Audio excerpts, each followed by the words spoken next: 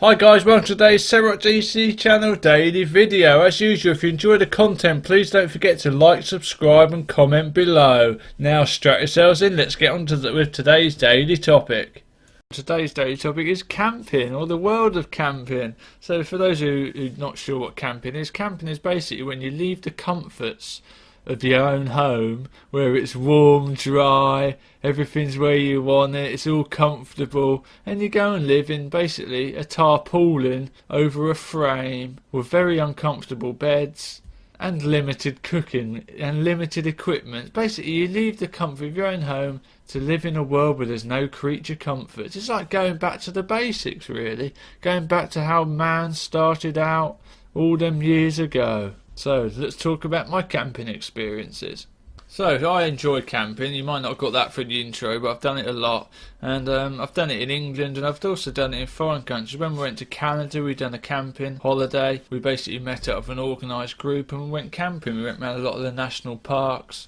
We went around a lot of the forested areas, we went around a lot of the well-known places, and we were camping along the way. So camping in Canada is obviously a bit different to camping in most places, because in Canada it gets very cold. Even though we went at the end of April, beginning of May, which tends to be the start of their warmer season on the west coast. Well, that's what we were told anyway when we were there. But we went through a period where it was one of the coldest April and Mays on record, and it was still snowing basically.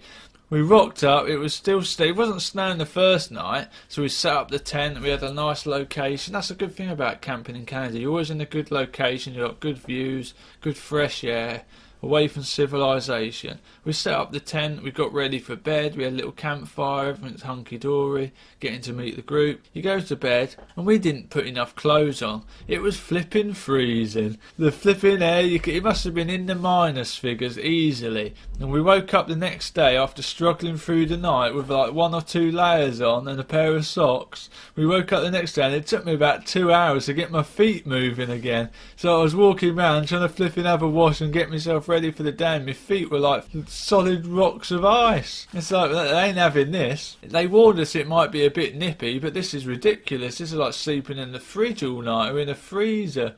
It's not really what we signed up for. So you realise that we're all a bit disgruntled by this, but we were better off than a lot of people.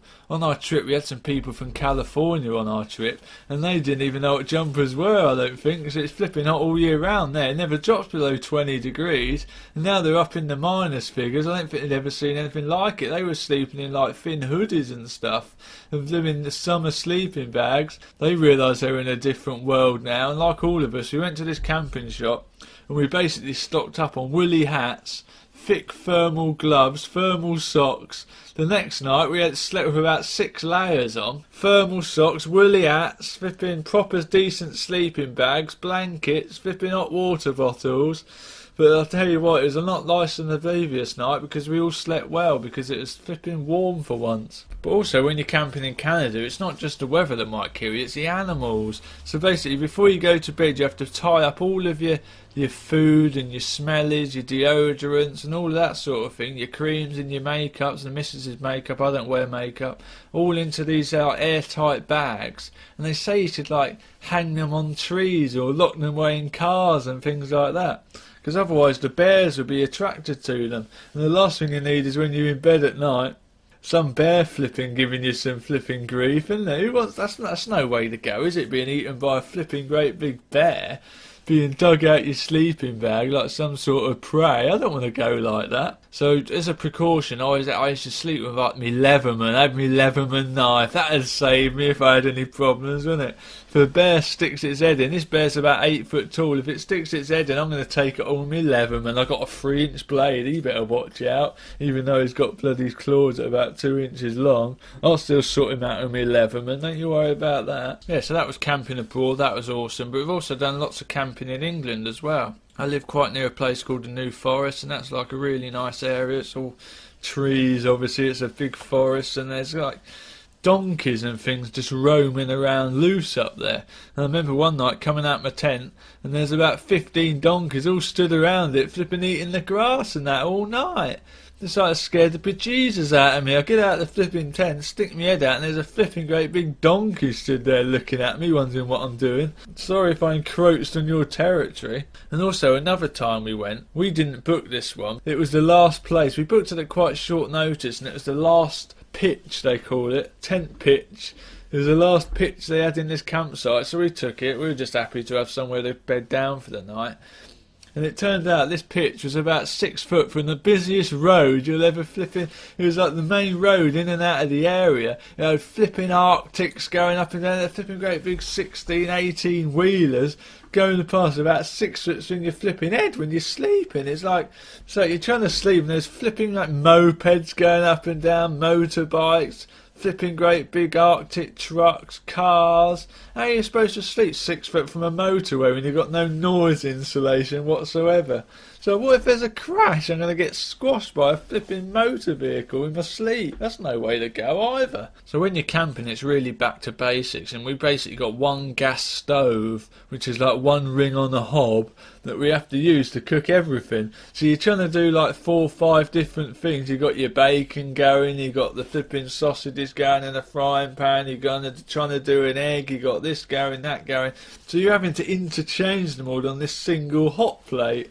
It's like, what's this about? We got home, I got like 4 of them, and I'm flipping signing up for this one. Basically, it's like being back to the Stone Ages trying to survive. And I'm doing it voluntarily. I signed up for this. It's my own flipping fault. And on another occasion, campsites tend to have like mobile homes and caravans on them as well. So there's like caravans next to like the tents, and they mix them up sometimes and things like that. And this bloke, we'd set up next to this drain, and this bloke comes out of his mobile home carrying like the silage out of his toilet. He's basically emptying his toilet. And this isn't the place you're supposed to do it. This is just a normal drain. They've normally got proper containers for this sort of thing. All his waste. And he empties his waste about 6 foot from our tent. And it's disgusting. It's like he just emptied the sewer. It's like he just pulled up the manhole cover and giving you access to the smell of the sewer. So what are you doing if you got no sense of flipping decorum? That's not good, is it? Emptying your flipping silage, all your flaming dumps and wee 6 foot from someone else's tent. We had to sniff that for the next couple of hours while it dissipated. So have some flipping decorum. Where are your flipping ethics and your morals? Like, I'm sure you're not the first time you've been camping. You got all the gear. You must know that your crap smells a bit, mate. Come on. So to finish off, I've looked up some facts. You know me, I love a good fact. You know, always able to take the mickey out of a good fact. And it says here that spray garbage cans around your campsite with ammonia to keep animals and pests away. Where'd you get ammonia from? Do you just go down to like a supermarket and buy ammonia? So surely the people who own the campsite should do that anyway. Why should I have to do it? I don't bloody live there. And it also says put flashlight batteries in backwards when not in use to prevent accidental turn. And what good's that? So you're flipping pitch black, you're flipping trying to find your flashlight, there's a bear attacking you, there's a bear coming in through the flipping door, and you're like, hang on a minute Mr. Bear, I've got to bloody turn my batteries around in my flipping torch so I can see you.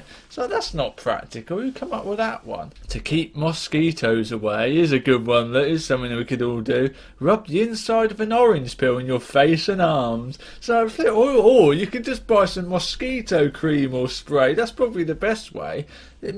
Orange peel. If you're going to buy oranges, buy some mosquito spray. It's just as good, isn't it? Who wants to be doing that on holiday? Why are you rubbing orange on your face? Will keep the mosquitoes away. Yeah, flipping it. Get with the times. Don't forget the duct tape. Duct tape has many uses.